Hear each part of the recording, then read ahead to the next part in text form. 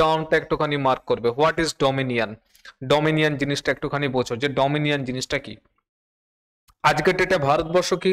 আজকের ডেটে ভারতবর্ষ সভারেন। প্রিয়াম্বলের মধ্যে বলা আছে, we the people of India having সলেমলি resolve two constitute India into a sovereign socialist Democratic Republic. ঠিক আছে, এর মধ্যে তিনটা টার্ম প্রিয়াম্বলের মধ্যে পরে আমরা অ্যাড করেছি, বাট প্রিয়াম্বলের মধ্যে বলা আছে কি, ভালো মতন করে শোনো, we the people of India having সলেমলি, সলেমলি কথাটার মানে হচ্ছে জাঁকজমকপূর্ণ ভাবে, we the people of India having সলেমলি resolved two constitute India, গঠন করতে, into a sovereign socialist secular Democratic Republic. Sovereign, Bharatvarsha আজকের ডেটে সভারেন। তাহলে স্যার ডমিনিয়ন জিনিসটা কি? ডমিনিয়ন জিনিসটা একবার বুঝে নাও। ধরো একটা দেশ আছে, ইংল্যান্ড দিয়ে বোঝাই, ইংল্যান্ড যেহেতু ভারতবর্ষকে শাসন করে গেছে, ইংল্যান্ড দিয়ে বোঝাই। ইংল্যান্ড কি বলছিল, ধরো এখানটাতে বসে আছে ব্রিটেন, ঠিক আছে, এখানে আছে ব্রিটেন, এইখানে এই একটা স্টেট ইন্ডিয়া, ঠিক আছে। এইবার এই যে স্টেট মানে আমি বলেছি যে পলিটিতে যখন স্টেট বলবো তখনই নেশনের কথা বলা হচ্ছে। ইন্ডিয়ার যে head of the state, head of the state আজকের ডেটে কে? আমাদের আমাদের হেড অফ দ্য স্টেট হচ্ছে গিয়ে প্রেসিডেন্ট। ভারতবর্ষের হেড অফ দ্য স্টেট যে হয় সেটা হচ্ছে president. Head of the government হচ্ছে গিয়ে প্রাইম মিনিস্টার। ঠিক আছে, এই যে প্রেসিডেন্ট আছে আজকে আমাদের ডেটে, আজকের ডেটে প্রেসিডেন্ট আছে হেড অফ দ্য স্টেট। যদি ভারতবর্ষের হেড অফ দ্য স্টেট যেটা আছে সেটা যদি ব্রিটেনের হেড অফ দ্য স্টেটকেই আমরা ভারতবর্ষের হেড অফ দ্য স্টেট মানি, মেনে নিয়ে চলি, তাহলে ভারতবর্ষকে বলা হবে ব্রিটেনের ডমিনিয়ন। তার মানে কি স্যার ভারতবর্ষ স্বাধীন হলো না? দেখো ভারতবর্ষ স্বাধীন, ভারতবর্ষের স্বাধীন একটা গভর্নমেন্টও আছে, সব আছে, জাস্ট অফিসিয়ালি আমরা কি করলাম, ব্রিটেনের যে হেড অফ দ্য স্টেট আছে, এখানে ব্রিটেনের হেড অফ দ্য স্টেট কে? ব্রিটেনের যে হেড অফ দ্য স্টেট আছে সেটা হচ্ছে গিয়ে ক্রাউন। এদের head of the state K? Crown. কখনো রাজা থেকে, কখনো রানী থেকে, তোমরা জানো ভালো মতন ভাবে।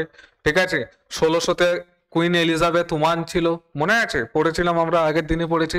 তাহলে ব্রিটেনের হেড অফ দ্য স্টেট হচ্ছে গিয়ে ক্রাউন। এরা কিন্তু বংশ পরম্পরায় ওই একই রাজবংশ থেকে চলছে যারা হেড অফ দ্য স্টেট, তারা কিন্তু ইলেক্টেড নয়।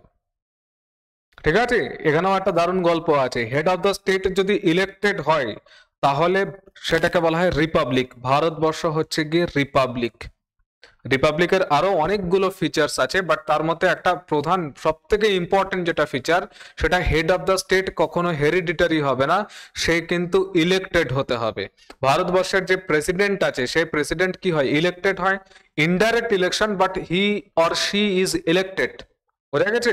তাই ভারতবর্ষ কি চলছে? ভারতবর্ষ রিপাবলিক, বাট এইটা কিন্তু রিপাবলিক নয়, ব্রিটেন ডেমোক্রেসি। ডেমোক্রেসি কেন? কারণ ওখানে একটা ইলেক্টেড গভর্নমেন্ট আছে, গভর্নমেন্ট সময় সময় চেঞ্জ হয়, ঠিক আছে, একটা প্রসেসের থ্রু চেঞ্জ হয়। ভারতবর্ষও তাই, ভারতবর্ষ ডেমোক্রেসি, তার সাথে সাথে রিপাবলিক, প্রজাতন্ত্র আছে। কেন? কারণ head of the state, that is the president, is the elected person. বোঝা গেছে? বাট এখানে কিন্তু ইলেক্টেড নয়, হেড অফ দ্য স্টেট যে আছে সে ক্রাউন এবং সে বংশ পরম্পরায় চলছে, সে কিন্তু ইলেক্টেড নয়। দ্যাট ইজ, এটা ডেমোক্রেসি তো অবশ্যই, বাট ব্রিটেন কিন্তু রিপাবলিক নয়। বোঝা গেছে? আচ্ছা, এবার মেন মুদ্দাটাতে আসি যে ডমিনিয়ন কথাটা কি। ডমিনিয়ন ব্যাপারটা হচ্ছে আমরা আমাদের যে হেড অফ দ্য স্টেট, আমরা নিজস্ব ইলেকশন না করে, ইলেক্ট না করে, ব্রিটেনের যে হেড অফ দ্য স্টেট আছে তাকেই যদি আমরা মেনে চলি, তাহলে আমরা বলবো যে ইন্ডিয়া ব্রিটেনের ডমিনিয়ন। বোঝা গেছে? বা এরকম যদি হয় যে ভারতবর্ষের যে হেড অফ দ্য স্টেট আছে, দ্যাট ইজ দ্য প্রেসিডেন্ট, তাকে যদি লেটসে কালকে থেকে বাংলাদেশ বললো যে ভাই বাংলাদেশের আলাদা করে কোনো রাষ্ট্রপতি হবে না, হেড অফ দ্য স্টেট হবে না, ভারতবর্ষের যে হেড অফ দ্য স্টেট আছে তাকেই আমরা হেড অফ দ্য স্টেট হিসাবে মেনে চলবো। ঠিক আছে, তাহলে বাংলাদেশকে ভারতবর্ষের ডমিনিয়ন বলা হবে। স্যার আজকের ডেটে এরকম কিছু কেউ কি আছে? আছে। অস্ট্রেলিয়া কি করে? অস্ট্রেলিয়া ইংল্যান্ডের যে রানী আছে এখনো তাকে মেনে চলে তার হেড অফ দ্য স্টেট বলে।